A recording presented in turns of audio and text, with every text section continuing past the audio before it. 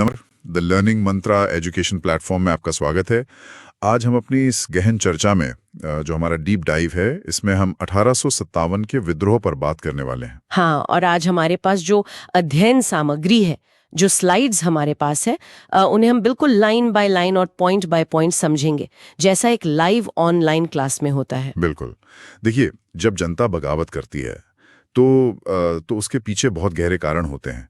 हमारी आज की इस चर्चा का जो मुख्य उद्देश्य है ना, वो यही समझना है कि ईस्ट इंडिया कंपनी की ऐसी कौन सी नीतियां थीं जिन्होंने हर वर्ग को, मतलब राजाओं, रानियों, किसानों और यहाँ तक कि सिपाहियों को भी इतना परेशान कर दिया था। सही कहा। और हम इस बात पर जोर देंगे कि जब नीतियां जनता के हित में नहीं होती हैं या उनकी भावनाओं को ठेस पहुंचाती हैं, तो लोग किस तरह उसका विरोध करते हैं। तो चलिए सीधे स्लाइड 1 से शुरू करते हैं। स्लाइड 1 का टाइटल है असंतोष के बीज, मतलब किसान, सिपाही और सामाजिक भय। तो चलिए इस पहले पॉइंट को समझते हैं। गांवों की स्थिति बहुत ही खराब थी। किसानों पर भारी भरकम लगान थोप दिया गया था। कर वसूली के तरीके भी तो बहुत सख्त है ना। बहुत सख्त। और इस सख्ती का नतीजा ये था कि किसान महाजनों का कर्ज नहीं चुका पा रहे थे।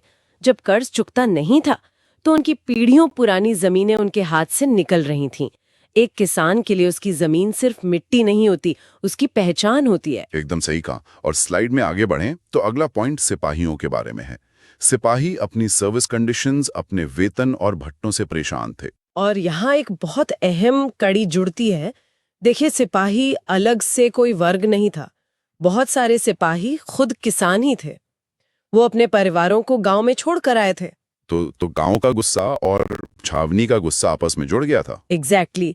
किसानों का जो गुस्सा था वो बहुत जल्दी सिपाहियों में भी फैल गया, क्योंकि उनके अपने भाई बाप वहां गांव में जमीन खो रहे थे। स्लाइड पर अगला पॉइंट एक बहुत ही रोचक तथ्य के बारे में है, समुद्र पार करने का मुद्दा। इसमें लिखा है कि 1824 में सिपाहियों ने बर्मा जाने के लिए समुद्र यात्रा से इनकार कर दिया था। हाँ, क्योंकि उस वक्त समुद्र पार करने का मतलब था अपना धर्म भ्रष्ट होना। ये उनका एक गहरा विश्वास था। जब उन्होंने इनकार किया तो उन्हें बहुत सख्त सजा मिली थी। लेकिन कंपनी ने इससे कोई सबक नहीं लिया, राइट? क्योंकि 1856 का एक कानून स्लाइड पर क्लियर लिखा है तो आपको समुद्र पार जाना ही पड़ेगा। ये सीधे तौर पर उनकी धार्मिक मान्यताओं पर हमला था। ये तो थी सेना की बात। अगर हम स्लाइड के आखिरी पॉइंट पर ध्यान दें तो वहां सामाजिक सुधारों पर प्रतिक्रिया का जिक्र है, जैसे सती प्रथा रोकना, विधवा विवाह को बढ़ावा देना। अच्छा, अगर हम इसको थोड़े व्यापक संदर्भ में देखें तो इसने जनता के अंदर एक भय पैदा कर दिया था। भय कैसा? देखिए, 1830 में ईसाई मिशनरियों को जमीन और संपत्ति जुटाने की पूरी छूट मिल गई थी। और फिर 1850 में एक धर्मांतरण कानून आया। इस कानून ने ये तय किया कि जो भारतीय ईसाई धर्म अपनाएगा उसको अपने पूर्वजों की संपत्ति का पूरा अधिकार मिलेगा। अच्छा, तो इससे उन्हें लगा कि उनका धर्म खतरे में है। हाँ, जनता के मन में ये डर बैठ गया कि अंग्रेज उनका धर्म, उनके सामाजिक रीति रिवाज और उनके जीवन शैली को जानबूझकर नष्ट कर रहे हैं। चलिए अब हम अपनी अगली स्लाइड पर आते हैं। स्लाइड 2, अफवाहें, भविष्यवाणियां और विद्रोह की शुरुआत।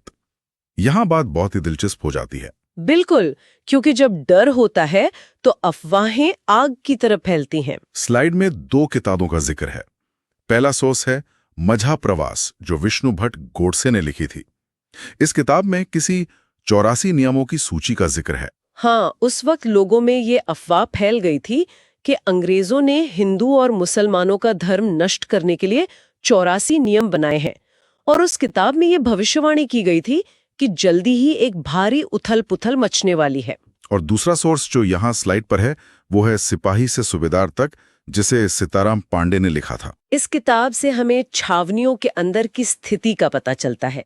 इसमें साफ बताया गया है कि अवध पर जब अंग्रेजों ने कब्जा किया तो सिपाहियों के मन में विश्वासघात की भावना आ गई थी। उन्हें लगा कि अंग्रेजों ने उनके बादशाह के साथ धोखा किया है। और इसके बाद आता है सबसे बड़ा पॉइंट, स्लाइड पर लिखा है कारतूसों का मुद्दा। यही वो आखिरी चिंगारी थी। सिपाहियों को लगा कि इन नए कारतूसों पर गाय और सूअर की चर्बी लगी हुई है और ये सिर्फ उनका धर्म भ्रष्ट करने की एक साजिश है। स्लाइड के नेक्स्ट सेक्शन में सैनिक विद्रोह से जन विद्रोह तक का सफर दिया है।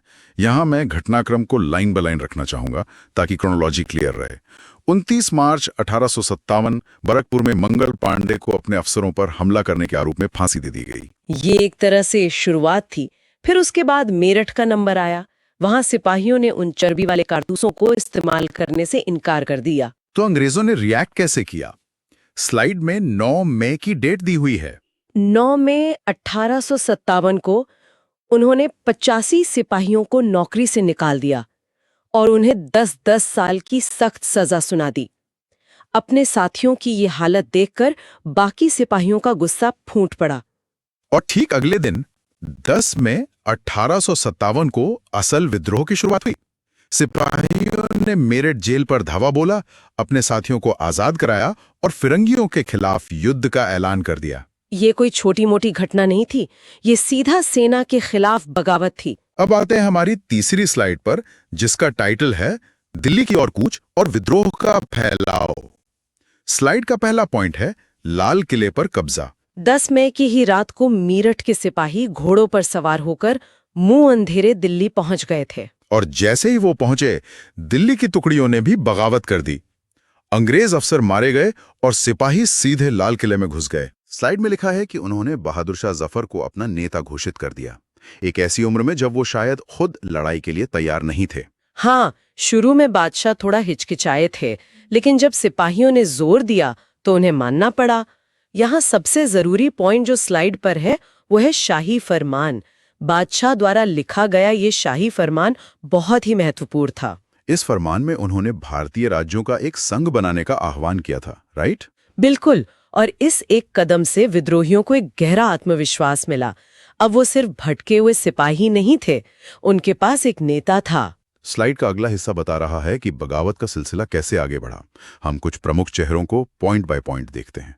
कानपुर में नाना साहब, जो पेशवा बाजीराव के दत्तक पुत्र थे, उन्होंने खुद को पेशवा घोषित कर दिया। लखनऊ में बेगम हजरत महल ने विद्रोह का नेतृत्व किया और उन्होंने अपने बेटे बिरजस कद्र को नवाब घोषित कर दिया था। और झांसी की रानी लक्ष्मीबाई को तो हम सब जानते ही हैं। उन्होंने और तंतिया टोपे ने मिलकर अंग्रेजों से कड़ी टक्कर ली। लेकिन स्लाइड के आखिरी पॉइंट पर नजर डालिए, विद्रोह के अन्य नायक। ये विद्रोह सिर्फ राजा रानियों तक सीमित नहीं था। हाँ, इसमें कुछ ऐसे नाम हैं जो शायद लोग कम जानते हैं, जैसे बिहार के पुराने जमींदार कुंवर सिंह और मध्य प्रदेश के मंडला की रानी अवंतीबाई लोधी, जिन्होंने लगभग 4000 सैनिकों की फौज तैयार की थी। फैजाबाद के मौलवी अहमदुल्ला शाह का नाम भी यहाँ दर्ज है, जिन्होंने अंग्रेजों का शासन खत्म होने की पहले से ही भविष्यवाणी की थी। और इसके अलावा बरेली के सिपाही बख्त खान थे, जो लड़कों की एक विशाल टुकड़ी के साथ दिल्ली गए थे। इन सभी नामों से पता चलता है कि ये एक सच्चा जन विद्रोह था। तो चलिए अब स्लाइड नंबर 4 पर चलते हैं। टाइटल है कंपनी का पलटवार और विद्रोह का दमन। जब इतना बड़ा विद्रोह हुआ तो अंग्रेज छुप तो बैठने वाले नहीं थे। बिल्कुल नहीं। उन्होंने इंग्लैंड से नई फौजी टुकड़ियां मंगवाई और बहुत सख्त कानून बनाए ताकि विद्रोहियों को बिना मुकदमे के सजा दी जा सके।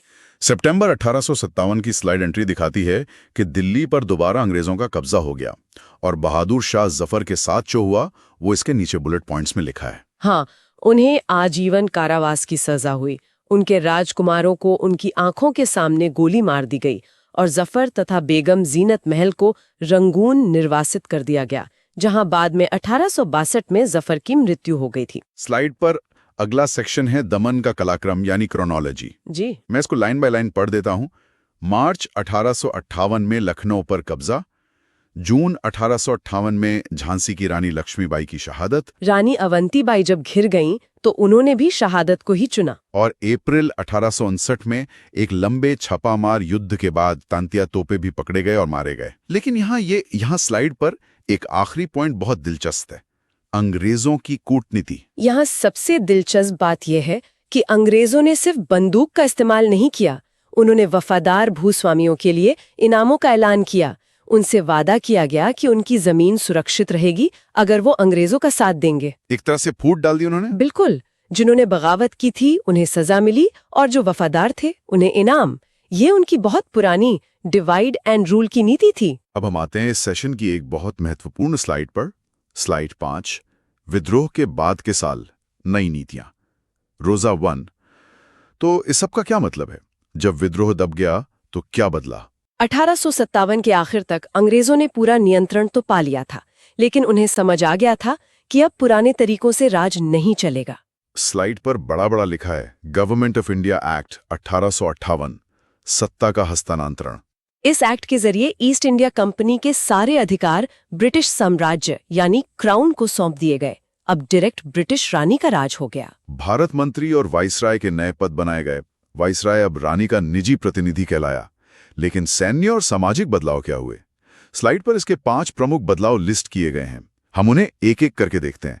पहला, राजाओं की सुरक्षा। अंग्रेजों ने वादा किया कि रियासतों पर अब कब्जा नहीं किया जाएगा और दत्तक पुत्रों को भी मान्यता दी जाएगी, पर शर्त ये थी कि उन्हें रानी को अपना अधिपति मानना होगा। दूसरा पॉइंट, सेना में बदलाव। भारतीय सिपाहियों का अनुपात कम कर दिया गया और यूरोपीय सिपाहियों का बढ़ा दिया गया।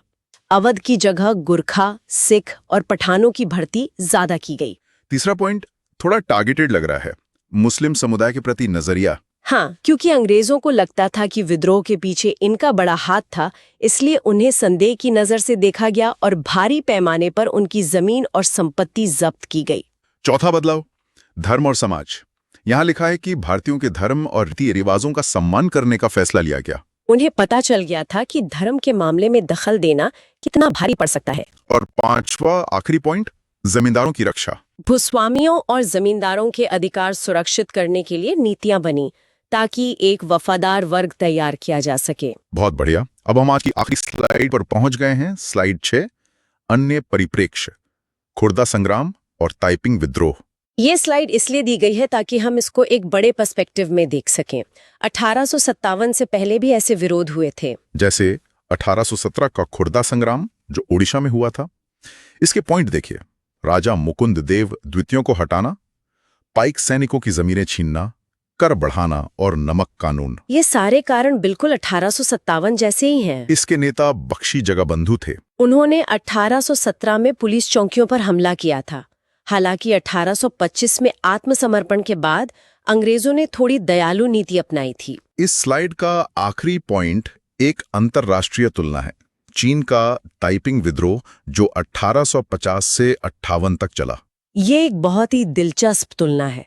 ठीक उसी समय जब भारत में विद्रोह हो रहा था, चीन में होंग श्योक्वान के नेतृत्व में ताइपिंग विद्रोह चल रहा था। उनका लक्ष्य परम शांति का स्वर्गीय साम्राज्य बनाना था। स्लाइड पर इसके पॉइंट्स हैं, निजी संपत्ति ना हो, सामाजिक समानता हो और अफीम शराब पर पाबंदी हो। लेकिन इसमें ध्यान देने वाली बात यह है कि अंग्रेजों और फ्रांसीसियों ने चिंग साम्राज्य की मदद करके इस विद्रोह को कुचल दिया। तो इन स्लाइड्स को कवर करने के बाद हम इस पूरी चर्चा का क्या निष्कर्ष निकाल सकते हैं? निष्कर्ष यही है कि 1857 का विद्रोह केवल एक सैनिक बगावत नहीं था। ये किसानों, राजाओं और आम जनता के असंतोष का एक मिला-जुला विस्फोट था, जिसने भारत में ब्रिटिश शासन की पूरी संरचना को बदल कर रख दिया। और गवर्नमेंट ऑफ इंडिया एक्ट 1858 उसका सबसे बड़ा प्रमाण था। और इस चर्चा का समापन मैं एक विचारोत्तेजक बिंदु के साथ करना चाहूंगी। अगर हम उन ऐतिहासिक दस्तावेजों को वापस देखें तो अंग्रेजों ने भारत में पुराने मुगल साम्राज्य को पूरी तरह नष्ट कर दिया, अपना राज कायम करने के लिए। सही बात है। लेकिन ठीक उसी समय चीन में वो चिंग साम्राज्य को बचाने के लिए जनता के विद्रोह को कुचल रहे थे। ये दोहरी नीति उनके साम्राज्यवादी हितों के बारे में बहुत कुछ कहती है। एक जगह पुरानी सत्ता को उखाड़ फेंकना और दूसरी जगह उसको बचाना। ये सच में एक ऐसा विरोधाभास है जो हमें इतिहास को और भी गहराई से देखने पर मजबूर करता है कि कैसे शक्तियां अपनी सुविधा के हिसाब से नीतियां बनाती और बदलती हैं। बिल्कुल, हर चीज सिर्फ उनके मुनाफे पर टिकी थी। आज की इस डिटेल्ड स्लाइड बाय स्लाइड चर्चा से हमें 1857 के उस दौर की एक बहुत क्लियर पिक्चर मिलती है। आज के लिए बस इतना ही। आगे इसी तरह की इंफॉर्मेटिव वीडियो देखने के लिए हमारे चैनल को लाइक, शेयर और सब्सक्राइब जरूर करें। धन्यवाद।